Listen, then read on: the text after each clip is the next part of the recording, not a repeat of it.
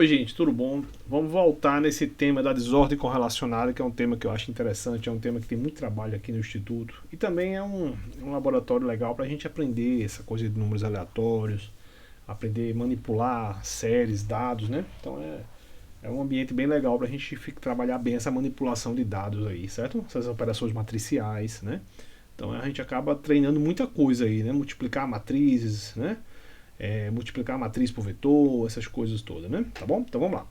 Então, aquele problema de gerar desordem correlacionada usando a chamada a decomposição de Chollex, né? Então, lembrando, vou considerar uma função de correlação interna na série desse tipo aqui, ou seja, pontos I e J na série tem uma função de correlação dada por essa expressão aqui. Então, por exemplo, digamos, se você tem uma série lá com 100 termos, tá? Um exemplo. A função de correlação entre o primeiro termo I igual a 1 e o J-ésimo termo J igual a 100 é pegar essa fórmula aí e botar I igual a 1, J igual a 100, tá bom? E elevar esse gama aí, né? Esse menos gama, tá bom? É isso. Então se o gama for bem pequenininho, esse negócio aí vai dar praticamente 1, né? Se esse gama for indo para 0, só vai dar 1, a função de correlação é bem intensa. Se esse gama for grandão, se for 2 ou 3 ou 1, por exemplo, aí com essa distância grande, 1 dividido por uma coisa grande elevado a um expoente 2, por exemplo, vai dar 0. Né? 1 sobre, sei lá, 100, esse exemplo que eu dei, daí daria 99 a distância. 1 sobre 99 elevado ao quadrado é 0. Então não tem correlação, tá bom? Então é isso. Então como é que a gente gera? A gente já estudou isso aí. Gera uma matriz com esses elementos, ou seja, os elementos I e J da matriz vão ser os elementos dados por essa fórmula aqui. Aplica a decomposição de Chollex, acha a matriz L, tá? Pega a matriz L e multiplica por números aleatórios gaussianos Z. Z é uma distribuição de números gaussianos, né? Com a média 0 e variância 1. Então você escolhe N números lá, calcula uma matriz N por N e multiplica uma matriz L, que é N por N, vezes um vetor N, né? Dá um novo vetor Y, que é de dimensão N, que são números aleatórios, cuja função de autocorrelação interna é dada por isso. A gente discutiu isso já em 2 vídeos, tá bom? Então, o que a gente faz após gerar esse Y? A gente normaliza esse Y aqui, para que ele tenha média 0 e variância 1, tá bom? A gente faz essa equação 4 aqui, que é uma normalização. Isso também a gente já fez aí ao longo do nosso curso. Então esses processos aqui de 1 a 4 a gente já fez. Né? A gente vai só dando uma recapitulada. Agora o que é que vai vir de novo? Uma coisa legal é a gente calcular essa quantidade aqui, que é chamada de desordem local. Essa quantidade é nova. Tá? Que é o seguinte, você pega essa sua série, digamos que a série tenha 1000 números. Aí você divide em 10 segmentos, ou seja, segmentos de tamanho 100. Você pega aqui os 100 primeiros, os próximos 100 primeiros. Então você divide essa sua série em 10 pedaços de tamanho 100. Tá bom? Em cada pedaço você calcula essa desordem local que é dada isso aqui. É basicamente a variância local da desordem. Essa média ela é calculada dentro desse segmento. Ou seja, só para esses 100 elementos aí que eu falei. Tá bom? Aí você calcula essa coisa em cada segmento, então você vai ter um conjunto de 10 medidas de variância local, uma em cada segmento. Aí depois você faz uma média de todos. Então é isso aqui. Tá bom? Então a equação 6 é isso. Você vai pegar essa variância local que você calculou em cada segmento, somar todas e dividir pelo número de segmentos. No meu exemplo aqui seria 10, né? Compreendeu? Então isso é uma desordem local. Ela é bem interessante. A gente vai poder ver com essa função as particularidades desses números com desordem correlacionada, tá bom? Beleza? Pronto, é isso, certo? Então vamos para o programa. Vamos lá, né? Como de praxe, vamos para o programinha, né? Então o programa já está aqui. Então o que é que o programa tem? O programa é idêntico a esse programa que a gente já discutiu aí, certo? Eu preciso de uma matriz C, eu preciso de uma matriz L, eu preciso de um vetor gaussiano e eu preciso de algo para armazenar a série correlacionada, tá certo? Tá bom? Pronto. Aí agora, o que é que eu faço? Eu peço aqui como dado de entrada o tamanho, o número de pontos que você vai ter e a semente do número aleatório. Aí eu abro um único arquivo aqui. Tá bom? Um único arquivo. Aí beleza. Aí eu fiz uma maneira aqui, porque é o seguinte. Observe que... Cadê aqui? Deixa eu abrir, mostrar para vocês aqui. Observe que para cada valor de gama, eu vou ter uma quantidade dessa. Então se eu boto gama bem pequenininho, essa quantidade vai dar um valor. Se eu boto gama grandão, então eu quero fazer um panorama de variando o gama, lá do número pequenininho até o número maior, eu quero saber como essa função aqui se comporta, tá bom? Beleza? Então, aí, velho, você vai ter que... Eu fiz esse... Eu bolei esse, você pode bolar o que você quiser, né? Eu criei uma matriz, um vetor de gama, com vários valores de gama, certo? Aí eu botei aqui, eu guardei 32 valores de gama. O primeiro eu chamei um gama bem pequenininho, ó. Vendo?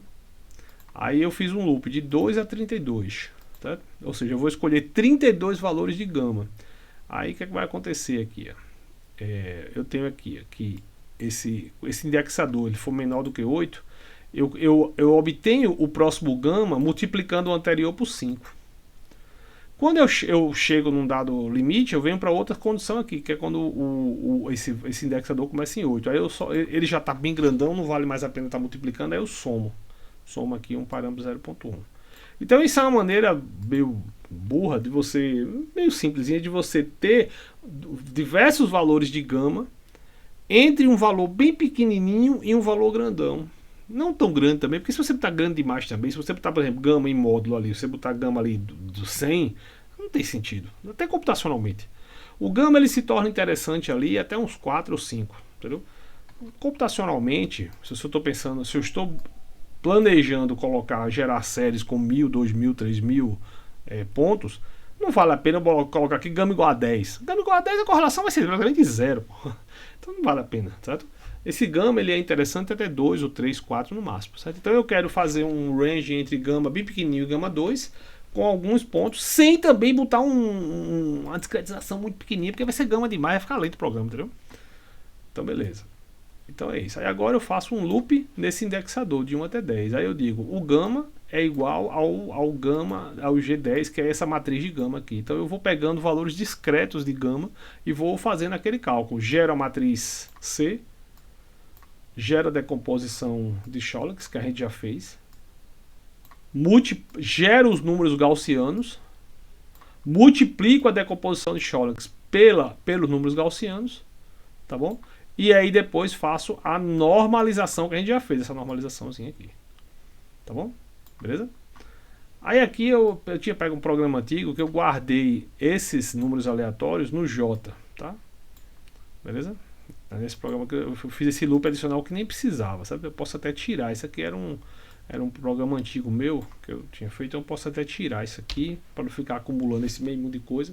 E aqui na hora de calcular aqui é autocorrelação, não interessa também, eu não vou usar, mas na hora de calcular aqui a desordem local, aí sim, a autocorrelação eu não vou usar mais. Vou até tirar aqui desse programa para não ficar esse meio mundo de coisa. Porque eu pego um programa antigo, sabe? Eu vou modificando, né? Cadê?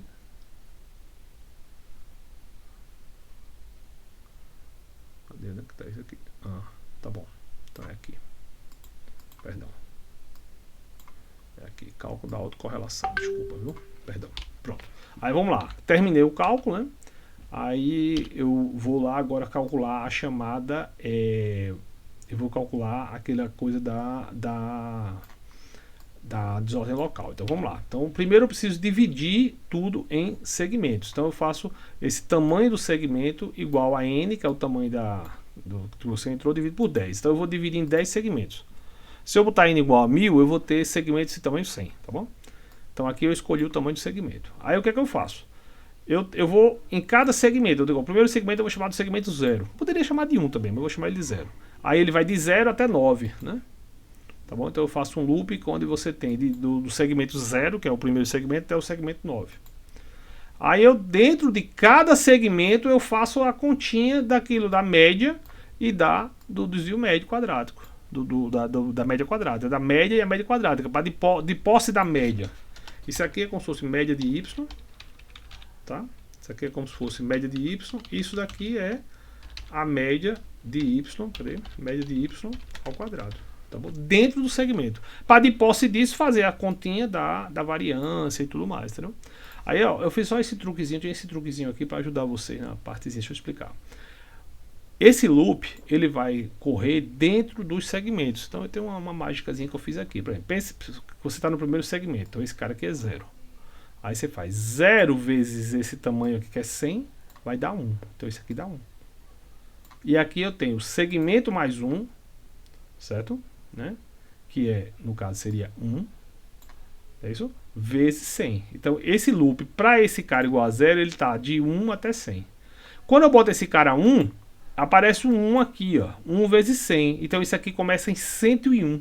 Então vai de 101 até 200. Se eu boto esse cara igual a 2 aqui, vai dar 201 até 300 e assim vai, entendeu? Então esse loop, ele está sendo feito só dentro de cada segmento, entendeu? Pronto, então quando eu faço isso, aqui eu calculo a média, aqui eu calculo a média quadrática, aqui eu calculo a variância, que é essa formulazinha aqui, que é essa formulazinha aqui, tá bom? E aqui embaixo eu acumulo tudo isso nessa variável V1, que eu inicialmente zerei ela aqui. Esse acúmulo aqui é exatamente essa fórmula aqui, tá bom? Aí agora o que é que eu faço? Divido por 10, que é o quê? Que é o número de segmentos. Estou dividindo por 10 aqui, que é essa fração aqui na frente. Aí agora eu só preciso escrever gama versus essa variância média, entendeu? Vamos ver o que acontece? Vamos lá. Deixa eu ver se já... Eu vou compilar aqui para vocês verem, tá? Bem, compilando aqui. Eu acho que é rápido. Vou deixar rodar aqui. Acho que não é tão demorado,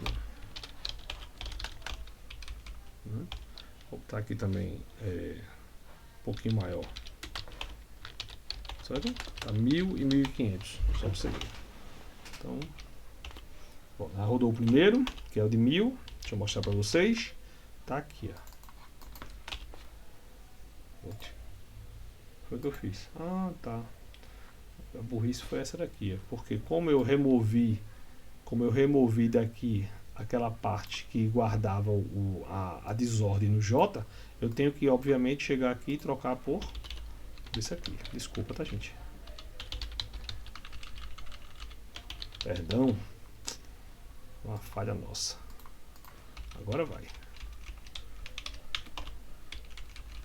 Vamos lá. 501. Agora vai.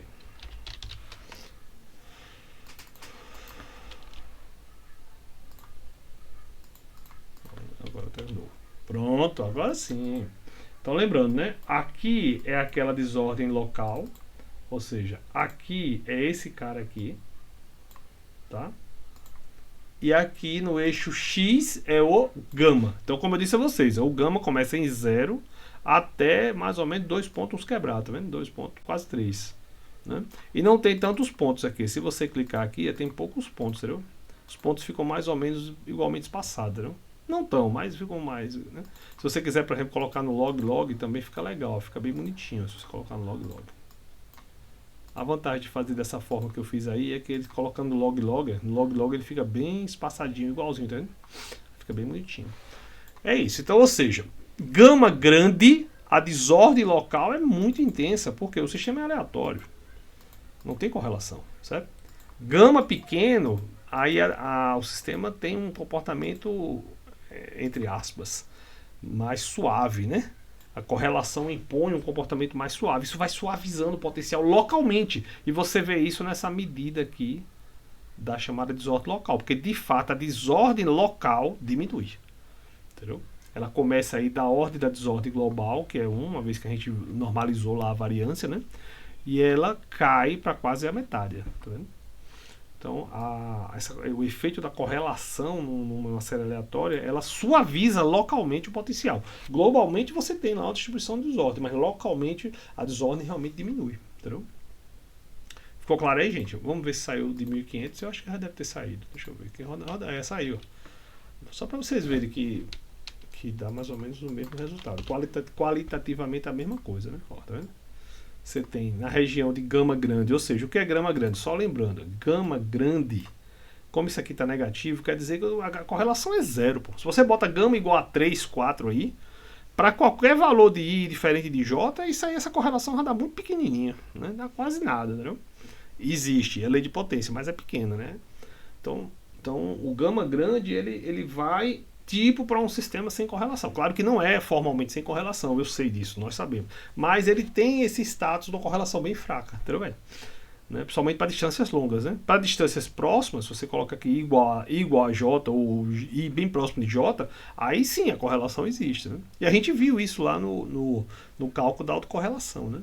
Que de fato, quando você bota o gama maior, quando a distância é pequena, a correlação é grande. Quando a distância é grande, a correlação cai, né? A gente viu isso no outro vídeo, né? E então, quando você coloca nesse estudo gama grande, aquele regime de correlação fraca, ele acaba jogando a desordem local para a desordem próxima da global, que é 1, né? A gente normalizou. Quando você coloca o gama pequenininho, além da função de correlação ficar mais né, caindo, ela fica mais intensa, né, na região de distâncias pequenas, você tem essa suavização local do potencial. O potencial fica mais suave, né? A desordem local dele diminui. Ficou claro aí, gente? Espero que tenha ficado claro aí, viu? Tá bom? Qualquer coisa a gente volta a discutir. Obrigado aí pela atenção, gente. Um abraço.